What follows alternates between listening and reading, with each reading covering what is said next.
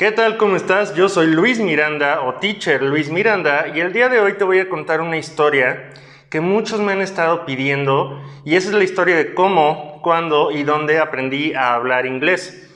También quise hacer este video con esta historia porque tiene un mensaje que te aseguro que te va a servir. Entonces, bueno, vamos a empezar por el principio. Yo nací en la Ciudad de México, soy un maestro de inglés y psicólogo de la educación mexicano y crecí en la Ciudad de México. A los 12 años mis papás deciden que a mí y a mis hermanos, yo soy el mayor de 4 hermanos, nos iban a llevar a Canadá a buscar una mejor vida. Y pues bueno, a esa edad uno no dimensiona, ¿no? Uno dice, sus papás dicen algo y uno dice, ok, está bien. Entonces yo me acuerdo que mis papás decidieron llevarnos a Canadá. El periodo de transición en lo que vendíamos todo, nos despedíamos, duró un par de meses, 3 meses. Y yo recuerdo que estaba estudiando en la escuela pública, en la primaria, en el sistema público. Te cuento esto porque quiero que sepas que yo antes de este viaje yo no sabía nada de inglés porque lo que te enseñan en la primaria, en el sistema público, la verdad es que pues no es mucho, ¿no? Se agradece, pero no es mucho. Entonces, bueno, llegó el día, nos fuimos a Vancouver, Canadá, me acuerdo que estábamos en el aeropuerto, nuestra familia se fue a despedir de nosotros. Yo no dimensionaba el tamaño de este evento, ¿no? Pero bueno, llegamos a Vancouver, Canadá. Recuerdo muy bien, ese mes fue en mayo del 2002. Y llegamos a Vancouver, Canadá, para mí todo fue nuevo, la gente era diferente, hablaba diferente, la ciudad se veía diferente. Y bueno, habíamos estado muchas horas en el avión, así que llegamos al hotel, porque vivimos literalmente en un hotel mientras encontraban mis papás un lugar en donde vivir. Fueron aproximadamente 10, 12 días los que vivimos en el Hotel Holiday Inn en Vancouver, Canadá. Y bueno, llegamos al hotel y obviamente todos tenían hambre, entonces mi papá me dice, vamos a comprar algo de comer. Pues sí, tengo 12 años, ¿no? Todo digo que sí. Y me acuerdo muy bien que una de las cosas que más me marcaron es que llegamos al 7-Eleven y había una persona pidiendo dinero en inglés. Para mí fue como muy impactante porque dije, estamos en Canadá y la gente está pidiendo dinero. Bueno, cuando eres niño tienes como un estereotipo, un paradigma de cómo deben de ser las cosas, ¿no? Para mí Canadá era llegar a otro mundo, ¿no? O sea, literalmente llegar a un lugar muchísimo mejor. Y sí lo fue. Después de esos días, mis papás encontraron una casa en donde nos podíamos quedar. De hecho, ese vecindario o ese fraccionamiento era especial para gente que acababa de llegar a Canadá, para gente que acababa de dejar sus países para buscar una mejor vida. Se llamaba Welcome House. Me acuerdo bien de ese lugar. Y estaba muy padre, muy interesante porque habían familias de diferentes países. Recuerdo que teníamos vecinos de Kosovo, de Colombia, de Kenia y de muchas otras partes del mundo, ¿no? Todos con diferentes costumbres, diferentes maneras de hablar, de vestir, y se veían distintos todos, ¿no? Eso fue lo que me gustó mucho. Al cabo de unos meses, yo y mis hermanos, en especial mi hermana, que casi tiene mi edad, nos integramos al sistema educativo. Empezamos a estudiar la primaria ahí. Y yo tenía miedo porque yo no sabía nada de inglés, como te dije, me enseñaban en una escuela pública, pero pues no sabía hablar nada. Entonces me dicen que dentro de las clases, porque me iban a integrar en las clases normales, ¿no? Pero me iban a sacar de esas clases para darme clases de inglés, a lo cual ellos le llamaban ESL, que es English as a Second Language, así se llamaba el programa, ¿no? Entonces recuerdo que el primer día que llegué a clases, pues mis compañeros eran muy diferentes a mis compañeros de primaria de México, ¿no? En México pues estás acostumbrado a ver cierto tipo de gente, te acostumbras a sus formas de hablar, de ser, compartimos la misma cultura. Pero recuerdo que en ese salón yo tenía compañeros de todas partes del mundo prácticamente. Y mi maestro, que es un maestro que hasta la fecha admiro mucho, un maestro muy peculiar, Mr. Fisher, nunca supe su primer nombre. Cuando eres niño, pues tu maestro es Mr. Fisher, ¿no? Nunca supe su primer nombre. Pero bueno, Espero que se encuentre bien. Él es un maestro que me marcó bastante. Todos los días al empezar la clase él salía, abría la puerta del salón y gritaba "Hello World", o sea, a todo pulmón. Muy peculiar y me marcó mucho, ¿no? Una persona muy inteligente, nos enseñaba de ciencia, nos enseñaba a hacer diferentes cosas. Entonces llegó el momento en el que me iban a sacar de esa clase para llevarme a clases de ESL.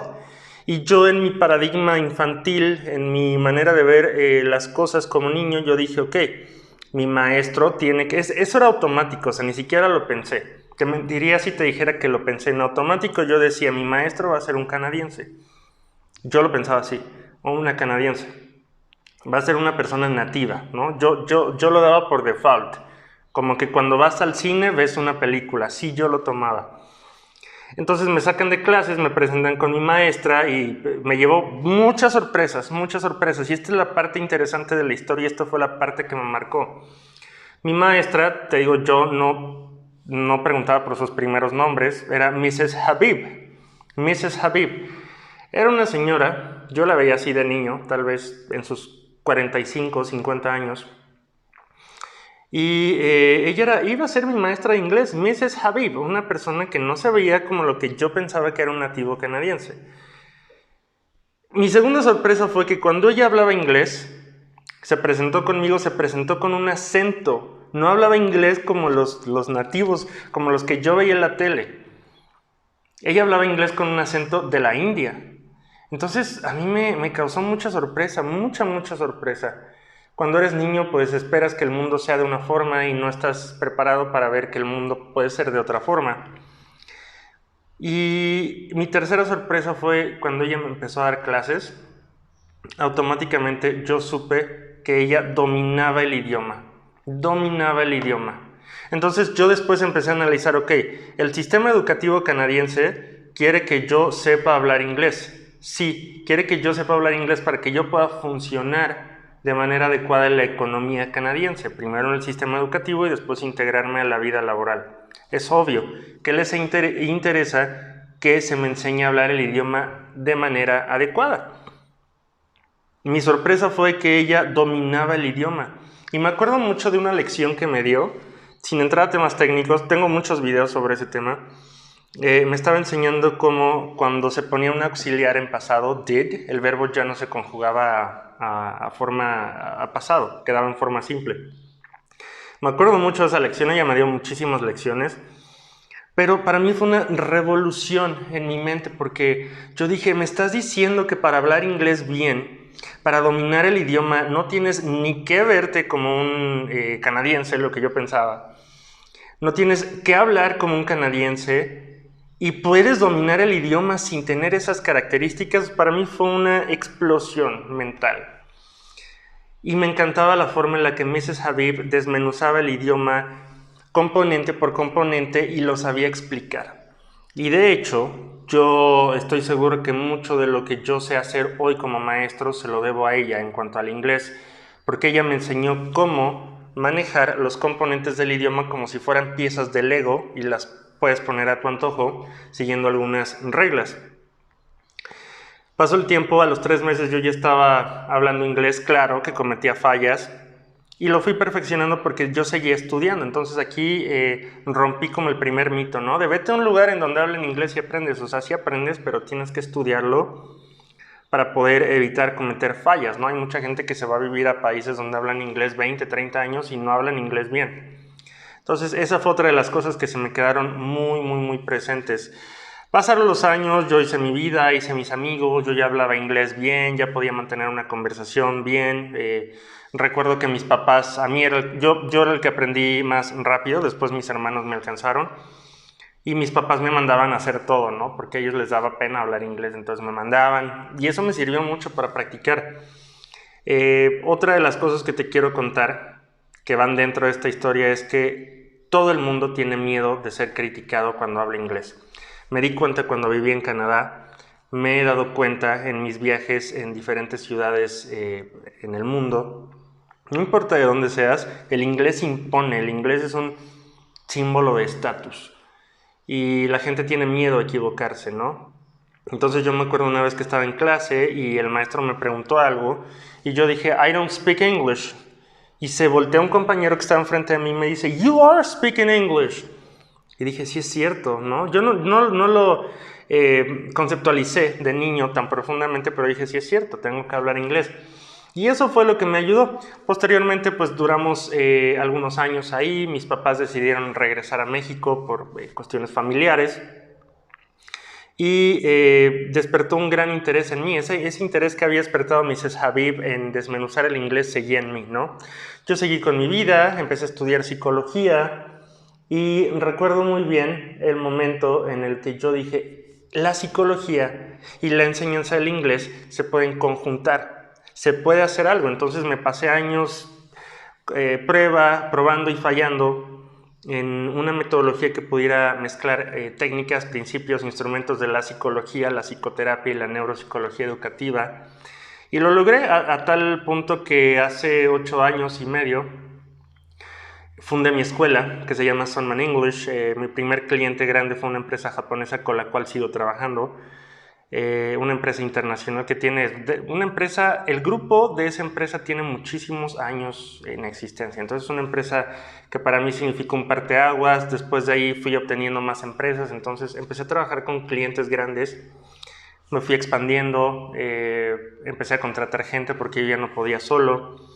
Y lo que me permitió hacer esto fue que soy una persona muy dedicada, una persona que le gusta estudiar bastante, una persona que le gusta ver cómo puedo experimentar y mezclar lo que hago con otra cosa que me gusta. Y también un parteaguas fue que a los 23 años, que fue justo cuando yo fundé mi empresa y seguía estudiando, mis papás deciden separarse, se van, mi familia se va. Entonces un día yo me despierto y en la casa donde yo convivía con mi familia, de pronto pues ya se habían ido. Yo solamente tenía una mesa de Coca-Cola que habían dejado ahí porque yo les había dicho, yo no me quiero ir, yo estaba estudiando. Y pues fue un momento muy triste y me refugié en el estudio. De ver toda mi familia junta, éramos una familia grande, las cosas, los muebles que se habían comprado, la casa que se había comprado, de pronto yo me quedo solo con una mesa de Coca-Cola y 2 sillas. Entonces fue un momento triste para mí y precisamente esa soledad y esa tristeza me hizo que me refugiara en algo, como todos lo hacemos, ¿no? Hay gente que se refugia en vicios, gente que se refugia en otras actividades, en otras personas. En mi caso yo me refugié en los libros, en el estudio y me dediqué en cuerpo y alma como lo sigo haciendo. Estoy obsesionado con lo que hago porque lo amo. Y eso fue lo que me ayudó a poder crear la metodología que empleo hoy en día, a poder conocer el idioma de principio a fin, como considero que lo hago. No considero que soy perfecto, pero considero que sé muy bien lo que hago porque lo amo, porque todos los días me estoy preparando. Y bueno, desde ahí me convertí en psicólogo de la educación. Después comencé una formación en neuropsicología educativa y mucho de ese conocimiento, o si no es que todo, lo aplico en mis clases hoy en día. ¿Por qué te quiero contar esta historia? Porque esta es la historia de una persona que se ve como tú, que habla español como tú y que habla inglés como tú puedes hablarlo también. Yo soy un mexicano que no creció en una familia adinerada, que no creció con una familia con privilegios. Yo soy un mexicano que tuvo las oportunidades que muchos de los mexicanos tenemos. Entonces, cuando yo me encuentro frases como es que un latino no sirve para ser maestro, es que solamente los nativos son buenos maestros, es que yo nunca voy a poder hablar inglés así. Desde el aspecto psicológico yo lo veo todo como excusas y lo que te quiero decir, aquí tienes a un maestro que se ve como tú, que se ve como la mayoría de los mexicanos, que habla español como tú, que no vino de otro país a enseñarte inglés. Es un maestro que aprendió inglés hablando el mismo idioma que tú hablas y lo aprendió bien y lo hablo bien y todos los días me estoy preparando y ese es el mensaje que te quiero dar. Si yo lo pude hacer, tú también lo puedes hacer. Y parte de mi misión de vida, no nada más mi misión profesional, es poder enseñarle inglés a millones de personas.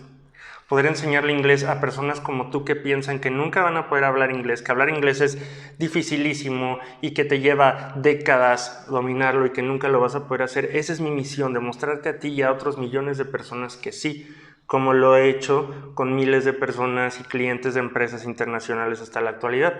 Es el mensaje que te quiero compartir, es un poco de mi historia, un poco de mí como persona, espero que te sirva.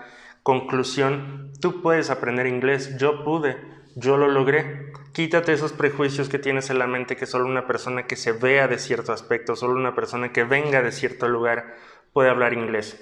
El inglés es un instrumento que te ayuda a abrir puertas, el inglés no es un fin. Usa el inglés como un instrumento para lograr tener la vida que quieres. Mi nombre es Luis Miranda, te dejo el enlace de la página de mi escuela en los comentarios, puedes encontrarme en todas las redes sociales como Teacher Luis Miranda. Si estás interesado en saber más, en conocer más, envíame un mensaje, contáctame a través de las redes sociales. Te deseo mucho éxito, estamos juntos en este camino hacia el aprendizaje. Nos vemos pronto, goodbye.